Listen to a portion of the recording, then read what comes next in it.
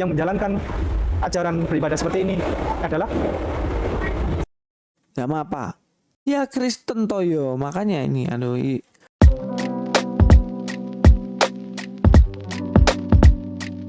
ya, dari video itu terlihat jelas bahwa Ipung nipu-nipu seorang ibu-ibu yang mana ibu-ibu ini masih Kristen ya, dan berusaha dimualafkan dengan ayat tipuan. Sebenarnya bukan ayat yang nipu. Si Ipung ini pakai ayat itu untuk nipu ibu ini supaya kesannya kayak, wah, ini ibadahnya dulu itu sama persis kayak ibadahnya orang muslim zaman sekarang. Tapi memang argumentasinya terlalu botol cuy. Kita akan kupas tuntas, kita akan buka langsung apa yang dikatakan oleh si Ipung Atria, muridnya dari Kainamos. Kita langsung nonton videonya. Nehemia 8:6. Ezra membuka kitab itu di depan mata seluruh umat karena Cara ibadah yang dilakukan oleh para nabi rasul zaman dulu sebelum Yesus datang hingga Nabi Musa, kemudian Yesus juga kerjakan itu. Bagaimana caranya? Buka di Nehemia pasal 8 ayat 6. Nehemia 8:6. Ezra membuka kitab itu di depan mata seluruh umat karena ia berdiri lebih tinggi dari semua orang itu pada waktu itu. Stop dulu. Ezra, begini Bu Melani, yang saya hormati, Ezra membuka kitab itu di depan seluruh umat, di depan semua umat, karena Ezra berdiri lebih tinggi dari umat itu. Berarti Ezra di sini berkedudukan sebagai apa? Ya, pengkhotbah. Dia sedang berkhotbah. Dia bertinggi dia. Dia berdiri lebih tinggi di depan seluruh jemaat. Kemudian lanjut Ibu.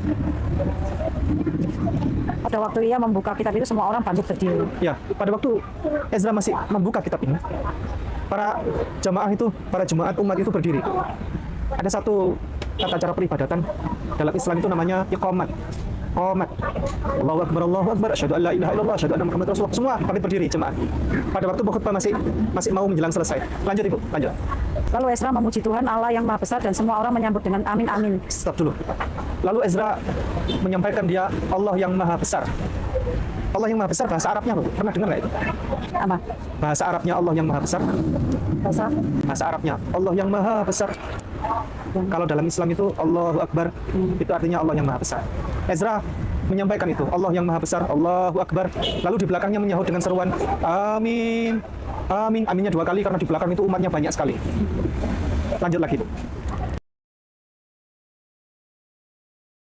Oke, disinilah letak penipuan dari Ipung Atria. Dia mengatakan bagaimana Ezra mengatakan Allahu Akbar, dan kemudian orang-orang yang di belakangnya nih ya. Perhatikan kata Ipung tadi. Kalau teman-teman nggak percaya, diulang lagi, di-repeat, kemudian dia bilang di belakangnya orang menyambut dengan amin amin. Nah, ini penipuan yang dilakukan Atria supaya kelihatannya kayak Ezra ini sedang pimpin sholat. Ya namanya juga orang yang suka nipu ya, pasti ditipu hal-hal kecil gini supaya seakan-akan mirip sholat. Padahal ini adalah hal yang keliru. Kenapa keliru? Kalau kita lihat, kita perhatikan dalam kisah dari Ezra ini, kalau teman-teman lihat ya, posisi peribadatannya adalah orang-orang banyak di sini sedang menghadap kepada Ezra, dan Ezra pun, kalau kita lihat di sini ya, dan Ezra pun menghadap kepada umat. Jadi tidak berdiri membelakangi. Nah, kalau sholat kan berdiri membelakangi, tapi di sini tidak. Nah, peribadatan seperti ini sama dengan peribadatan mana ya? Jelas ibadah orang-orang Kristen lah. Orang-orang Kristen coba lihat orang-orang Kristen kalau ibadah. Pendetanya di depan, kemudian baca Alkitab, memberikan khotbah sambil berdiri. Kemudian umat Tuhan di sini memperhatikan kepada pendeta itu. Jadi nggak usah diklaim-klaim seperti sholat. Kecuali ini Ezra dia menghadap kebalikan dan di belakangnya banyak orang. Itu aja udah nipu. Terus juga Atria kan ngomong, si Ipung ini. Oh, ngipung. Nipu pula dirimu nih. Nah, si Atria juga dia nipu seperti ini. Kita akan lihat di dalam Alkitab ya. Dikatakan tadi bagaimana si Ezra, Nabi Ezra ini mengatakan Allahu Akbar ya. Apakah benar seperti itu? Apakah benar yang dikatakan seperti itu? Ya, kita akan coba cross check dalam kitabnya. Ya. Dalam kitab ini dikatakan Nehemia 8 ayat 1, maka serentak berkumpul seluruh rakyat di halaman di depan pintu gerbang air meminta kepada Ezra ahli kitab itu supaya ia membawa kitab Taurat Musa, yakni kitab hukum yang diberikan Tuhan kepada Israel. Diberikan pada Israel ya, yang sekarang Israel yang kalian benci itu loh. Tuhan bicara sama mereka. Hai. Lalu pada hari pertama bulan yang ketujuh itu Imam Ezra membawa kitab Taurat itu ke hadapan jemaah, yakni baik laki-laki maupun perempuan dan setiap orang yang dapat mendengar dan mengerti. Ia membacakan beberapa bagian daripada kitab itu di halaman depan pintu gerbang air dari pagi sampai tengah hari di hadapan laki-laki dan perempuan dan semua orang dapat mengerti. Dengan penuh perhatian seluruh umat mendengarkan pembacaan kitab Taurat itu. Ezra, ahli kitab itu, berdiri di atas mimbar kayu yang dibuat untuk peristiwa itu. Di sisi sebelah kanan berdiri Matica, Sema, Anaya, Uriah, Hilkiah, Maisya. Sedangkan di sebelah kiri berdiri Pedaya, Misael, Malkiah, Hasum, Hasbadana, Zakaria, dan Mesulam. Dari sini aja udah beda sama sholat kan. Bedanya mana? Mereka itu berdiri. Nah coba ya lihat. Ada orang-orang yang berdiri di samping kanan dan samping kirinya Ezra sebagai imam. Nah kalau imam di dalam agamanya si Atria ini, itu kan tidak mungkin imam dia berdiri ada berapa orang di sampingnya. Tidak. Imam seorang diri di depan. Dan ini aja udah beda tata caranya. Memang kalau ilmu cocokmologi ya kayak gitu. Kita lanjutkan ya. Kita lanjutkan bahas yang lebih inti lagi. Ezra membuka kitab itu di depan mata seluruh umat.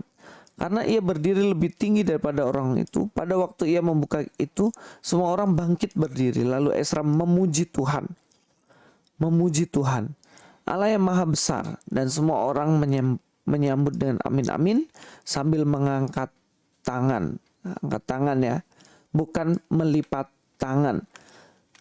Itu tadi yang Ipung katakan ya, si Iprung ini.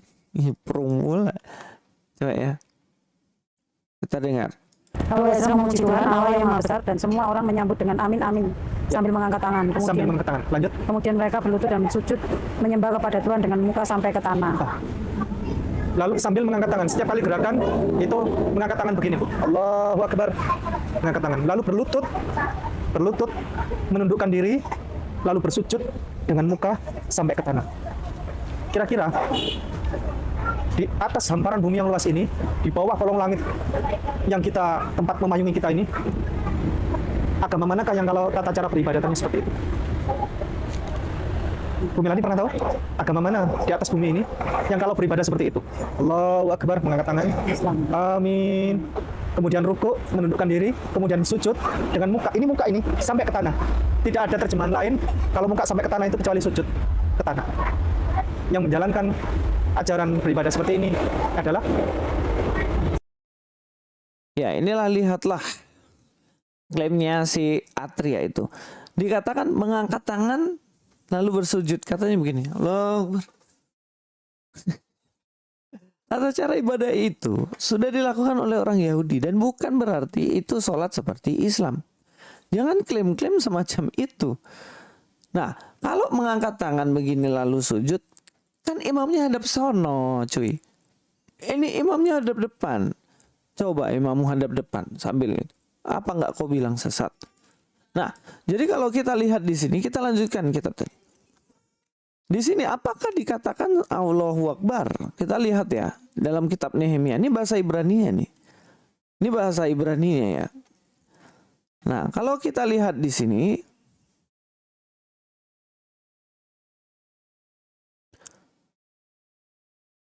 nah, lalu Ezra memuji Tuhan Allah yang maha besar. Apakah dikatakan Allahu Akbar? Hah? Nah, kita baca ini ya. Why Barek as Ezra at Yahweh ya, Yahweh at Yahweh. Nah, mana ada dikatakan Allahu Akbar? Bahkan dikatakan di sini ya, at Yahweh Elohim Hagadol. Elohim Hagadol. Jadi sekalipun dikatakan Allahu Akbar dikatakan situ tidak. Bahkan dikatakan Elohim Hagadol Esra et Yahweh Elohim Ha Elohim Hagadol. Bahkan dikatakan Yahweh di situ, Adonai. Adonai. Dia memuji Tuhan, dia memuji Yahweh. Bukan memuji Allah, bukan. Memuji Yahweh dengan mengatakan Elohim Gadol. Ha Elohim Hagadol. Itu jelas loh. Nggak usah plesetin dibilang itu jauh banget. Emangnya waktu itu bangsa Israel pakai bahasa Arab. Mereka pakai bahasa Ibrani cuy. Sekarang orang yang pakai bahasa Ibrani sekarang itu bukannya yang kalian tentang-tentang. Bagaimana sih kalian? Nah, kalau kita lihat lagi di situ ya. Sujud menyembah di kolong langit ini, siapa yang beribadahnya sujud menyembah, kata si Atria. Hanya Islam katanya. Loh, semua orang itu sujud menyembah. Orang Kristen pun sujud menyembah juga. Ya cuman kalau kamu lihat ya memang tidak setiap hari. Tapi coba lihat orang yang sembah-sembah patung itu. Mereka sujud menyembah juga loh cuy. Mereka yang menyembah berhala. Mereka yang menyembah pohon-pohon batu-batu. Emang ibadahnya gimana? Ibadahnya juga sujud menyembah. Jadi gak usah naif bilang agamamu saja yang sujud menyembah. Terus setiap orang yang sujud menyembah kemudian kau bilang sholat. Bagaimana jika dia sujud menyembah raja? Apakah dia sholat? Logikamu telopung. Gak masuk. Gak masuk akal. Nah sebenarnya konteks Ezra ini saya harus bongkar sama kamu supaya kamu agak pinter. Konteksnya Ezra ini kan Ezra baru pulang dari pembuangan. Setelah pulang dari pembuangan kemudian dibacakan Taurat ini dan mereka sujud menyembah. Tapi kalau peribadatan mereka sebenarnya bagaimana? Peribadatan mereka itu bahkan harus datang bawa kurban sembelihan ke bait Allah. Dan imam nanti yang akan menyembelih itu dibawa ke ruang maha kudus. Jadi tidak ada ritual-ritual seperti sholat itu.